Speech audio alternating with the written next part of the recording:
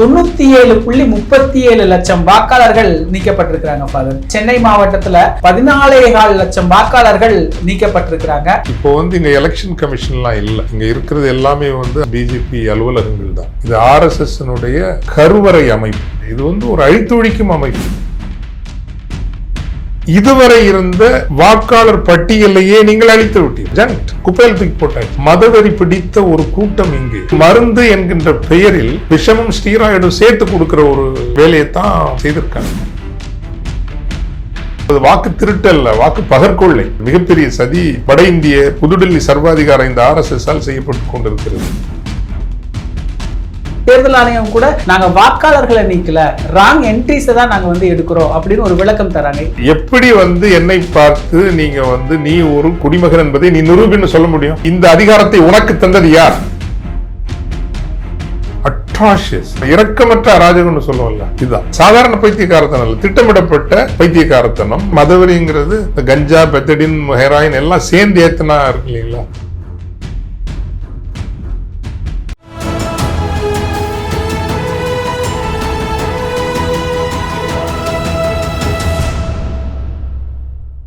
தமிழ் நிறம் நேயர்களுக்கு வணக்கம். இன்று நம்மிடையே ஃபாதர் ஜெகத் கஸ்பர் அவர்கள் இணைந்துள்ளார். ஃபாதர் வணக்கம். ஃபாதர், மிகுந்த எதிர்பார்ப்புக்கிடையே SIRக்கு பிறகான வரைவு வாக்காளர் பட்டியல் இன்னைக்கு வெளியாகி இருக்கு.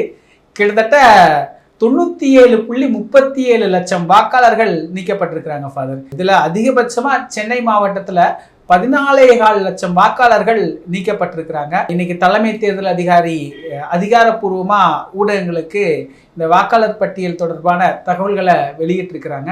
எப்படி பாக்குறீங்க ஃபாதர்? இந்தியாவினுடைய மொத்த மக்கள் தொகை 146 கோடி. வாக்களிக்கும் உரிமை கொண்டிருந்தவர்கள் சுமார் 97 கோடி என்றால் 18 வயது ஆகியிருந்தவர்கள். இதில் எத்தனை கோடி பேர் வாக்குரிமையை இழக்கப் போகிறார்கள் என்பது நமக்கு தெரியவில்லை. ஒரு ஜனநாயகத்தினுடைய உயிர் நாதம், அடிப்படை என்பது வாக்களித்தல். வாக்களித்தலில் வெளிப்படுகிற தனி மனித இறையாண்மை, இதுதான் ஒரு ஜனநாயகத்தினுடைய அடிப்படை. ஒவ்வொரு மாதமும் நாளும் வாக்களிக்கும் உரிமை கொண்டவர்களில் ஒரு தொகுப்பினர் இறந்து போவார்கள், இடம் பெயர்ந்து போவார்கள். எனவே ஒரு மறு சீராய்வு என்பது அது தவறானது அல்ல. அது அவ்வப்போது 2 ஆண்டுகளுக்கு ஒரு முறையோ 5 ஆண்டுகளுக்கு ஒரு முறையோ ஏன் ஆண்டுதோறுமோ நடக்க வேண்டிய ஒன்றுதான். ஆனால் RSS பாஜக பரிவாரம் இப்போ இங்க எலெக்ஷன் கமிஷன்லாம் இல்லை, இங்க இருக்கிறது எல்லாமே RSS பிஜேபி அலுவலகங்கள் தான். கான்ஸ்டிடியூஷனல் அத்தாரிட்டிஸ் அப்படியெல்லாம் ஒன்றும் நம்மையே நாம் ஏமாற்றிக் கொள்ள வேண்டிய அவசியம் இல்லை. நாம் யதார்த்தத்தில் ஒரு RSS பாஜக சர்வாதிகார சங்கப்பரிவார சர்வாதிகாரத்தில் வாழ்கிறோம். ஏனென்றால் ஜனநாயக வரலாறு, ஹிஸ்டரி ஆஃப் டெமோக்ரஸி என்று ஒன்று இருக்கிறது. இந்த ஹிஸ்டரி ஆஃப் டெமோக்ரஸியில் நம்ம பார்த்தோம் அப்படின்னா, நீங்கள் ஒரு குடிமகன் இல்லை என்று நிரூபிக்க வேண்டிய பொறுப்பு அரசனுடையது. ஒருவேளை யாரேனும் இங்கு ஊடுருவி வந்திருக்கிறார்கள், ஆவணங்கள் இல்லாமல் இந்த நாட்டிற்குள் புகுந்து வாழ்கிறார்கள் என்றால் அவர்களை அடையாளப்படுத்தி ஒன்றில் நாட்டை விட்டு அகற்றுவது, அல்லது அவர்கள் நாட்டுக்கு தெரியாமல் சட்டங்களை ஏமாற்றி தங்களுக்கென எடுத்துக்கொண்ட உரிமைகள், அது ஒரு ரேஷன் கார்டாக இருக்கலாம், அல்லது அடிப்படையான குடியுரிமையாக இருக்கலாம், இவர்கள் மீது நடவடிக்கை எடுக்கின்ற சகல அதிகாரங்களும் அரசுக்கு இருக்கிறது. ஒருபோதும் அதை நாம் கேள்வி கேட்கவில்லை. அப்படிப்பட்டவர்களை அனைத்துலக மனித உரிமைகள் அடிப்படையிலும் மனித நேயத்தின் அடிப்படையிலும் நீங்கள் கையாள வேண்டும் என்று கோரிக்கை தான் நாம் வைக்கிறோமே தவிர அரசுக்கு நாம் உத்தரவு ஒன்றும் இடவில்லை, அல்லது கடுமையாக நாம் விமர்சிப்பதும் இல்லை. ஆனால் ஜனநாயகத்தின் வரலாற்றிலேயே ஒரு நாட்டினுடைய அத்தனை வாக்காளர்களும் நீங்கள் குடிமக்கள் தான் என்பதை நிரூபியுங்கள் என்று அந்த சுமையை சுமத்துகின்ற அராஜகம் RSS போன்ற ஒரு பாசிச அமைப்பிற்கு மட்டும்தான் வரும். இது எலெக்ஷன் கமிஷன் அல்ல, இது RSS கருவறை அமைப்பு. இதை போல ஒரு அராஜகம் இருக்க முடியுமா? 97 கோடி வாக்காளர்களை நீங்கள் இந்த நாட்டினுடைய குடிமகள் தான் என்று நிரூபியுங்கள் என்பதை திணித்திருக்கிறதே இந்த தேர்தல் ஆணையம். இது ஒரு தேர்தல் ஆணையமா? இது ஒரு அழித்தொழிக்கும் அமைப்பு. இப்போ முன்பெல்லாம் என்ன இருந்தது? ஒரு ஊரில் இருக்கிறீர்கள் என்றால் உங்களிடம் ஏதேனும் ஒரு அட்டை இருக்கும், ஒரு ரேஷன் கார்டை கொண்டு போய் நீங்கள் காட்டலாம். அது கூட நீங்கள் போக வேண்டிய அவசியம் இல்லை. பிளாக் லெவல் ஆஃபீஸர்ஸ் வீட்டுக்கு வருவாங்க, கணக்கெடுக்க வருவாங்க. வீட்டில எல்லாம் நீங்கள் இருந்தீங்கன்னா உங்கள் வயசை சரி பார்த்து வேற யாரோ இறந்துருக்காங்களா, இறந்தவங்கள அப்போது இதுவரை இருந்த வாக்காளர் பட்டியலையே நீங்கள் அழித்து விட்டீங்கன்னா இல்லை, ஜங்க்ட்னு சொல்லுவோம்ல, ஜங்க்ட், குப்பையில் தூக்கி போட்டாச்சு. இதெல்லாம் பார்த்து கொண்டும் மதவெறி பிடித்த ஒரு கூட்டம் இங்கு அவர்கள் செய்வது சரிதானே என்று சொல்வதற்கு இருக்கிறது. பார்த்தீர்களா எப்படி இந்த மதவெறி மக்களினுடைய கண்களை மறைக்கும்? எப்படி மதவெறி, இப்போ நான் இப்படி சொல்லலாம், இப்போ ஸ்பெஷல் ரிவிஷனுங்கிறது ஒரு மருந்து, நடந்து விட்ட பிழைகளுக்கோ அல்லது இடையில் நிகழ்ந்து விட்ட மரணம் போன்ற அல்லது நிரந்தர இடப்பெயர்வு போன்றவற்றை சரி செய்வதற்கான ஒரு சிறு மருந்து. ஆனால் நீங்கள் அந்த மருந்தோடு சேர்த்து விஷமும் சேர்த்து கொடுத்தீங்கன்னா எப்படி அது மருந்தாகும்? இது மருந்து என்கின்ற பெயரில் விஷமும் ஸ்டீராய்டும் சேர்த்து கொடுக்குற ஒரு வேலையைத்தான் இவங்க செய்திருக்காங்க. இப்போ இந்த ஒரு ஊரில் நீங்கள் வாழ்ந்தீங்கன்னா, நீங்கள் 50 வருஷம் வாழ்கிறீங்கன்னா நீங்கள் ஒரு குடிமகன். அதை நிரூபிக்கிறதுக்கு பல விஷயம் இருக்கும். ஒன்றே பாஸ்போர்ட் இருக்கும், அல்லது ஒரு ரேஷன் கார்டு இருக்கும், பள்ளிக்கூடத்தில் படித்த சான்று, அது கல்லூரி, ஏதோ ஒரு டாக்குமெண்ட் தான் ஒரு கரெக்டான டாக்குமெண்ட். இப்போ உச்சநீதிமன்றம் கூட இடையில் நுழைந்த அந்த ஆதார் கூட, முதல்ல இந்த ஆதார் கூட ஏற்றுக்கொள்ள முடியாதுன்னு சொன்னாங்க. இப்போ நீங்கள் 2002 தேர்தலில் உங்கள் பேர் இருந்துங்கிற நீங்கள் நிரூபிக்கணும். எவ்வளோ பெரிய கொடுமை இது! முதியவர்களால் போக முடியுமா? இப்போ 2002 ஒரு என் சித்தியோ அக்காவோ அம்மாவோ அவர்கள் ஊரில் வாக்களித்திருப்பார்கள். அது ஒரு எலக்ட்ரானிக் டேட்டாவாக கூட இல்லை. இப்போ கடந்த ஒரு 10 ஆண்டுகளாக பிள்ளைகள் வாழ்வு நிமித்தம் ஒருவேளை இங்கே வந்திருப்பாங்க. இவங்க ஊருக்கு போய் அந்த ஒரு பிளாக் ஆஃபீஸர் போய் பார்த்து அங்கே இருக்கிற மேனுவல் லிஸ்ட்டை எடுத்து 2002 லிஸ்ட்டை எடுத்து அவங்க சலிச்சு போயிடுவாங்க. இத்தனை 1000 பேர் இருக்கக்கூடிய லிஸ்ட்டில் பார்த்து இப்படி நீங்கள் ஒரு ஒரு மனித ஜனநாயக வரலாற்றிலேயே ஆங்கிலத்தில் டிஸ்என்ஃப்ரான்ச்சைஸ்மெண்ட்னு சொல்லுவாங்க, உங்களை குடியுரிமை அற்றவர்களாக மாற்றுவது. இப்படி ஒரு மேசிவ் லெவலில் நடந்தது கிடையாது. இதெல்லாம் பார்க்க வேண்டிய ஒரு காலத்தில் நம்ம இருக்கிறோங்கிறப்போ ரொம்ப கஷ்டமாக இருக்குது. இதை போல ஒரு அராஜகம் நான் பார்க்க நடந்ததில்லை. ஆனால் அந்த தேர்தல் ஆணையர் முதல்ல அவருக்கு தேர்தலை நிர்வகிக்கின்ற அதிகாரம் தானே இருக்கிறதே தவிர தேர்தலுக்கான உரிமை அவருக்கு உள்ளதில்லை. அது பாராளுமன்றத்திற்கு உரியது, அனைத்து மக்களினுடைய பிரதிநிதிகளுக்கும் உரியது. இதில் தன்னை அராஜகப்படுத்தி கொண்டு தேர்தல் தங்களுடைய உரிமை, வேறு யாரும் அதில் தலையிட முடியாது, நீதிமன்றம் கூட தலையிட முடியாது என்கின்ற அளவுக்கு அராஜகம் பேசுகின்ற ஒரு தேர்தல் ஆணையம் இந்த காலத்தில் நமக்கு அமைந்திருக்கிறது. இந்த சிறப்பு தீவிர திருத்தத்துல நிறைய கேள்விகள் முன்வைக்கப்பட்டது ஃபாதர். இது பீகார்ல தொடங்கினதிலிருந்து எதிர்க்கட்சிகள் எதிர்த்துக்கிட்டு இருந்தாங்க. எதிர்க்கட்சி தலைவர் ராகுல் காந்தி அவர்கள் நிறைய குற்றச்சாட்டுகளையும் வைத்திருந்தாங்க. சமீபத்தில் மக்களவையில் இது சார்ந்த விவாதங்களும் நடந்தது. தேர்தல் ஆணையம் அதற்கான சரியான பதில் கூட சொல்லல. இப்போ தமிழகத்துல தீவிரமா எதிர்க்கணும் அப்படின்னு எல்லாம் சொல்லியிருந்தாங்க. தமிழகத்திலையும் கிட்டத்தட்ட 1 கோடிக்கு பக்கமான வாக்காளர்கள் நீக்கப்பட்டிருக்கிறாங்க. இப்ப இந்த நீக்கம் அப்படிங்கிறது மக்கள் எப்படி இதுல இருந்து வெளியே வர முடியும்? இது ஏற்றுக்கொண்டுதானே? அதான் ராகுல் காந்தி அவர்கள் சொன்னது, இந்த ஓட் ஷோரிங்கிறது வாக்கு திருட்டு. என்னை பொறுத்தவரையும் வாக்கு திருட்டு அல்ல, வாக்கு பகற்கொள்ளை. இதே மாதிரி ஒரு பகற்கொள்ளை நடத்தி விட்டு பகட்டு பேச்சும் பேசிக்கொண்டு திரிகிறார்கள். அதை ரசிப்பதற்கும் இங்கு ஒரு பைத்திய கூட்டம் இருக்கிறது. இது எப்படிப்பட்ட ஒரு சமூகமாக நாம் மாறிவிட்டு இருக்கிறோங்கிறது எனக்கு சத்தியமா புரியல. எப்படி இங்க ஒரு மாநிலத்தில் இப்போ பீகார் போன்ற ஒரு மாநிலத்தில் தேர்தலுக்கு முன்பே 65 லட்சம் பேர் இந்த அளவுக்கு டிஸ்என்ஃப்ரான்ச்சைஸ் ஆக முடியும்? ஒரு 15 ஆண்டு காலத்தில் 65 லட்சம் பேர் செத்து போயிட்டாங்களா? 60 லட்சம் பேர் நீங்க அப்படி இடம்பெயர்ந்து போனவர்கள் கூட எல்லாம் அந்த இளைஞர்கள் தான் வேலை தேடி போகிறாரு. அவங்க எல்லாம் பழைய லிஸ்ட்ல இருந்திருக்கவே மாட்டாங்க. எப்படி இந்த நீக்கம் நடக்குது? ஆனா என்ன அப்படின்னா, நம்ம விதியை நிலையத்துக்கு நிறைய பேர் போயிடுறோம். நிறைய பேர் என்ன பண்றது, இப்படிதான் இருக்கும் போல இருக்கு, ஓகே ஓட்டு போடாதனால என்ன ஆகிட போகுதுங்கிற ஒரு ஓகே, ஒவ்வொருத்தரும் அப்படிதான் இன்னைக்கு கடந்து போயிட்டு இருக்கிறாங்க. ஒவ்வொருத்தரும் அப்படி கடந்து போயிட்டு இருக்கிறாங்க. தமிழகத்தை பொறுத்தவரையில் இங்க இருக்கக்கூடிய முதன்மை கட்சிகள் இரண்டும் ஏனைய முக்கிய கட்சிகளான இடதுசாரிகளும் அடித்தள கட்டமைப்பு கொண்ட கட்சிகள். அது இங்க இருக்கக்கூடிய ஒரு ஐ மீன் முழு நிவாரணத்தை தேட முடியாது. ஆனால் அந்த வார்டாக போய் தங்கள் கட்சியை சார்ந்தவர்களையேனும் பதிவு செய்ய வைப்பதில் இந்த அடித்தள அணுகுமுறை கட்டமைப்பு கொண்ட கட்சிகள் அந்த பணியை செய்திருக்கின்றன.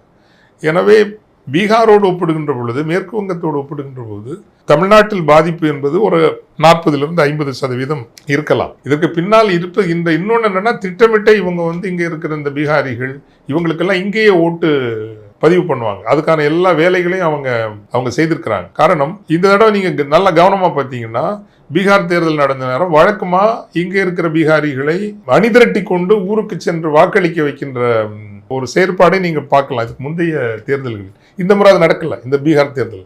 ஏன்னா அவங்களுக்கு நல்லா தெரியும், நாங்க தான் டெக்னாலஜி செட் பண்ணிட்டோம்ல. பகற்கொள்ளையினுடைய தொழில்நுட்பத்தை அழகாக வடிவமைத்த பிறகு எதற்கு பயப்பட வேண்டும்? அதுலேயும் ரொம்ப நூவான்ஸ்டாக பார்க்கணும். அவங்க ஒன்றும் 70,000-80,000 வாக்கு வித்தியாசத்தை எல்லாம் ஜெயிக்கணும் இல்லாமல் அந்த இதையே விட்டாங்க. நம்ம ஆளுங்களுக்கு தான் நான் 80,000 ஓகே ஃபைன், ஆனால் அவங்க ஜெயித்தா போதும், ஜெயித்திருவோங்கிற அவங்களுக்கு தெரியும். செய்து வைத்த மோசடியில் வெற்றி பெறுவோம் என்பது நமக்கு தெரியும். அது ஒரு 10,000 ஓட்டு வித்தியாசம்னா அது 25,000 ஓட்டு வித்தியாசத்துலாம் வேணாம், 10,000 போதும், இந்த 15,000 அங்கேயே இருக்கட்டும், எங்கே தமிழ்நாட்டிலே இருக்கட்டும், அங்கே நம்ம பயன்படுத்திக்கலாம் அப்படின்னு வச்சிருக்காங்க. தமிழகத்தை திரைமறைவில் அரசியலை கைப்பற்றுகின்ற ஒரு பெரிய சதி இங்கு நடந்து கொண்டிருக்கிறது. மிகப்பெரிய சதி வட இந்திய புதுடில்லி சர்வாதிகார இந்த RSS-ஆல் செய்யப்பட்டு கொண்டிருக்கிறது. இதை ஒரு தமிழ் சமூகமாக எழுந்து நின்று நாம் எப்படி எதிர்கொள்ள போகிறோம் என்பது தெரியல. காரணம், நீதிமன்றத்தை அவங்க கைப்பற்றிட்டாங்க.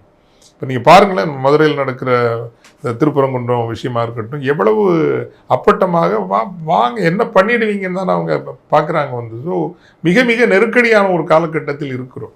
பெரும் ஒரு மக்கள் இயக்கத்தை கட்டியெழுப்பினால் ஒழிய வீதி போராட்டங்கள், சிறை நிரப்பும் போராட்டங்கள், இப்படிப்பட்ட போராட்டங்களால் மட்டும்தான் இந்த நீதி அமைப்பையும் இந்த அரசை இது போன்ற அராஜக எலெக்ஷன் கமிஷன் போன்ற நிறுவனங்களையும் வழிக்கு கொண்டு வர முடியுமே தவிர, வெறும் இதே போல யூடியூப்ல பேசிட்டு இருக்கிறனாலேயோ கருத்துருவாக்கம் செய்யலாம், அவ்வளவுதான். களத்தில் நீங்கள் ஒரு பெரிய டிஸ்ரப்ஷன் பண்ணலைன்னா இந்தியா பிராக்டிக்கலி அது ஒரு சர்வாதிகாரம் தான். இன்னைக்கு இதை விட மோசமான ஒரு சர்வாதிகாரமாக மாறும் என்று அஞ்சுகிறேன். இப்போ மக்களவையில் அமித்ஷா பேசும்போது கூட சொன்னாரு. அவர் என்ன சொன்னாருன்னா, நீங்க வெற்றி பெற்றுட்டீங்க அப்படின்னா அது குற்றம் இல்லை, நீங்க அடைஞ்ச தோல்விக்கு தான் இதை காரணமா சொல்றீங்கன்னு தான் சொன்னாரே தவிர அந்த SIR பத்தின முழுமையான ஒரு விளக்கத்தை மக்களுக்கு தரல. அதே சமயம் தேர்தல் ஆணையம் கூட நாங்க வாக்காளர்களை நீக்கல, ராங் என்ட்ரிஸை தான் நாங்க எடுக்கிறோம் அப்படின்னு ஒரு விளக்கம் தராங்க. இதெல்லாம் ஏற்புடையதா? எப்படி நீங்க எப்படி என்னை பார்த்து நீங்க நீ ஒரு குடிமகன் என்பதை நீ நிரூபின்னு சொல்ல முடியும்?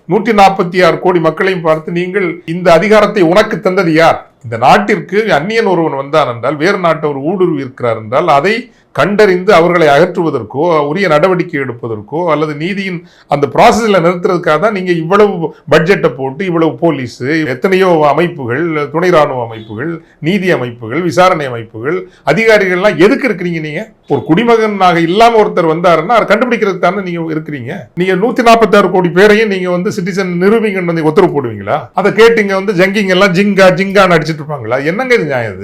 இது மாதிரி ஒரு அராஜகம் நடக்க முடியுமா? சரி, அது கூட இல்லைன்னா அதை எளிமைப்படுத்துங்க. சரி, உங்கள்கிட்ட என்ன ஆவணம் இருக்கிறதோ, நீங்க பேன் கார்டு வச்சிருக்கீங்களா, பேன் கார்டு கொண்டு போங்க. இப்ப ஏற்றுக்கொள்ளப்படுகின்ற ஆவணங்கள் என்பது எத்தனையோ ஆவணங்களை இந்திய அரசு சொல்லி இருக்குல்ல. நீங்க ஒரு பயணத்துக்கு போகிறீர்கள் என்றால் என்னென்ன ஆவணங்களை நீங்கள் பயன்படுத்துவீர்களோ அதே ஆவணங்களை நீங்கள் காட்டிவிட்டு வாக்களியுங்கள். எங்க வேணாலும் வாக்களிங்கன்னு ஒரு இது கொடுங்க. நீங்க ப்ரொவைடட் ஆதார் வச்சிருக்கீங்களா, ஃபைன், போதும். ஆதார் ஸ்ட்ரிக்ட் ஆக்குங்க. அப்ப நீங்க எடுத்த ஆதார் தப்பானதா? நீங்க ஆதார் நீங்க இஷ்யூ பண்ணிருக்கீங்களே, ஆதார் தப்புன்னு சொல்றீங்களா? ஆதார் இருக்கிறவர்கள் சென்று வாக்களிக்கலாம், ஒரு சிம்பிள் ஆர்டர் தானே. அப்போ இது எல்லாமே திட்டமிட்டு ஒரு குறிப்பிட்ட தொகுப்பு மக்களையோ, உங்களுக்கு பிடிக்காதவர்களையோ அல்லது அரசியல் ரீதியாக உங்களுக்கு வாக்களிக்க மாட்டார்கள் என்று எண்ணுகிறவர்களையோ திட்டமிட்டு அகற்றுவதற்காகத்தானே இதை செய்திருக்கிறீர்கள். அதனால நாங்க எல்லாம் தூய்மை செய்கிறோம் அப்படிங்கிறது, ஆமா, அவங்க ஒரு தூய்மை செய்கிறார்கள், என்ன தூய்மை செய்கிறார்கள்? ஜனநாயக உரிமையிலிருந்து மக்களை அகற்றுகிறார்கள். The ethnic cleansing மாதிரி, it's a targeted cleansing of communities and poor people. சாதாரண கிராமத்தில் இருக்கும்போது இதெல்லாம் புரியுமா? எங்கேயோ கல்யாணமாக இந்த ஊர் வந்திருப்பாங்க. 2002 அவங்க அப்பா ஊர் வேற ஒரு ஊராக இருந்திருக்கும். அங்க போய் இட்ஸ் வெரி சிம்பிள். ஆதார் வந்துருச்சுலமா, ஆதார்னு எனது மனைவிங்கிறது அந்த ஊர்ல நிரூபிச்சிருப்பாங்க. அதனால தானே ஆதார் கொடுத்திருப்பாங்க. ஒருவருக்கு திருமணமாகி வந்தார், அவர் மனைவி இந்த ஊர்க்காரர், இது அந்த ஊருக்கு போய் 2002 ரூல் எடுத்து இதெல்லாம் செய்வாங்களா யாராவது? 10% பேர் தான் செய்ய முடியும். நம்ம ஆள் ஒரு ஓட்டுக்கு அன்னைக்கு கூலி வேலை செய்தாதான் வீட்டுக்கு சம்பளம் கிடைக்கும்னா அதுதான் பார்ப்பாங்களே தவிர பிறந்த ஊருக்கு போய் இதெல்லாம் வாங்கிட்டு வர வேலையா இருக்கு. வந்து அட்ராஷியஸ். இத மாதிரி ஒரு, அதாவது இரக்கமற்ற அராஜகம்னு சொல்லுவோம்ல, இதுதான் அந்த அராஜகத்திற்கு. அது only RSS is capable of. இப்போ அடுத்த கட்ட நகர்வு எப்படி போகும் ஃபாதர்? 3 மாதத்தில் தமிழகம் தேர்தலை எதிர்கொள்ள போகுது. இந்த வரைவு வாக்காளர் பட்டியலும் இப்போ வெளியிட்டு இருக்கிறாங்க. நாங்கள் ஃபார்ம் 6 கொடுத்தோம்னா நாங்கள் பேரை சேர்த்துருவோம் நல்லா சொல்கிறாங்க. இப்போ அடுத்த கட்டம் எப்படி நகரும்? இல்லை, ஒரு பெரும் தொகுப்பு இதில் விடப்படுறாங்கல்ல, கவலையப்படாமல் ரொம்ப காலம் நடப்பாங்க. அதுக்கு பிறகு ஏதோ ஒரு முயற்சி எடுத்து தேர்தலிப்பாங்க. இந்த தேர்தலை பொறுத்தவரையில் இந்த எல்லாம் வெளிவந்து என்னென்ன தன்மையோடு வெளிவந்திருக்கிறது என்பதெல்லாம் பார்த்தால் தான் தெரியும். எனக்கு இப்போ சொல்ல முடியல. ஏன்னா இன்னைக்கு தான் நீங்கள் பேசி கொண்டிருக்கிற போது தான் இது வெளியிடப்பட்டு கொண்டு இருக்கிறது. எனவே அது முடிந்தால்தான் நமக்கு தெரியும். நம்ம தமிழகத்தில் இருக்கக்கூடிய திராவிட கட்சிகள் நீங்க சொன்ன மாதிரியே வலிமையான பீகாரில் இருக்கிற மாதிரியான ஒரு 50% தாக்கம் தான் இருக்கும். அப்படின்னாலும் இப்போ மக்களிடத்துல ஒரு அச்சம் இருக்கு. எல்லாருமே இன்னைக்கு வந்து தன்னுடைய வாக்கு பதிவு செய்யப்பட்டதா உறுதியாக இருக்குதான்னு ஒரு அச்சத்துல எல்லாருமே பார்த்துக்கிட்டு இருக்கிறாங்க. எனக்கே இருக்கு. ஏன்னா நான் மயிலாப்பூர்ல வந்து ஒரு தடவை ஒரு பூத்துல, இந்த தடவை இன்னொரு பூத்துல சொன்னாங்க. இப்போதான் நான் வந்து அதை வந்து எனக்கே எவ்வளவு சங்கடங்கள்னா, சாமானியப்பட்டவங்க எவ்வளவு சங்கடம் இருப்பாங்க. இன்னும் இப்போ கத்தாரில் வந்து எப்படியும் ஒரு 10,000-40,000 தமிழர்கள் இருப்பாங்க. அமீரகத்தில் எனக்கு தெரியவே ஒரு 15 லட்சம் தமிழர்கள் இருப்பாங்க. சவுதியில் இருப்பாங்க. இது நமக்கு தெரிஞ்சு இவங்கெல்லாம் எப்படிங்க வந்து இதுக்குள்ள வர முடியும்? இல்லை, இந்த பைத்தியக்காரத்தனங்களையும் பார்த்து கொண்டு, இது சாதாரண பைத்தியக்காரத்தனம் இல்லை, திட்டமிடப்பட்ட பைத்தியக்காரத்தனம்.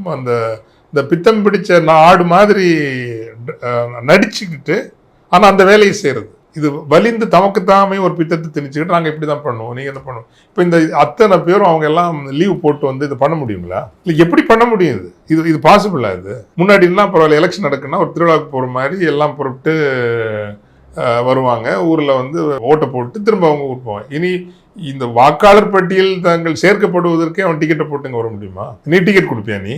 பட் என்ன, எல்லாமே நம்ம வந்து இன்னைக்கு ஒன்றே இதை நம்ம விதின்னு ஏற்றுக்கிட்டோம்.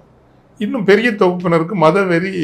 அப்படி இந்த ஆக்சுவலி மதவெறிங்கிறது இந்த கஞ்சா, பெத்தடின், ஹெராயின் எல்லாம் சேர்ந்து ஏத்தனா இருக்கு இல்லைங்களா? சக மனிதனை கொல்றதையே வந்து ஆமாம் அவன் கொல்லப்பட வேண்டியதான் அப்படின்னு சொல்லிட்டு கடந்து போகிற ஒரு அறமற்ற ஒழுக்கமற்ற மனநிலைக்கு மக்கள் வந்து விட்ட பிறகு இதெல்லாம் நம்ம வந்து ஆதங்கத்தை வெளிப்படுத்த முடியும், பதிவு செய்ய முடியும்.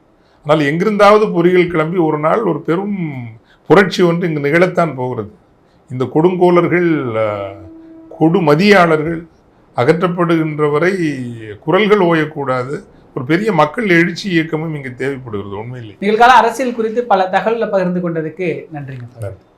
இதே போன்று நிகழ்கால அரசியலின் சாரம்சங்களை அரசியல் ஆளுமைகளின் நேர்காணல் வழியே தொடர்ந்து காண தமிழ் நிறம் வலையொலியை சப்ஸ்கிரைப் செய்யுங்கள்.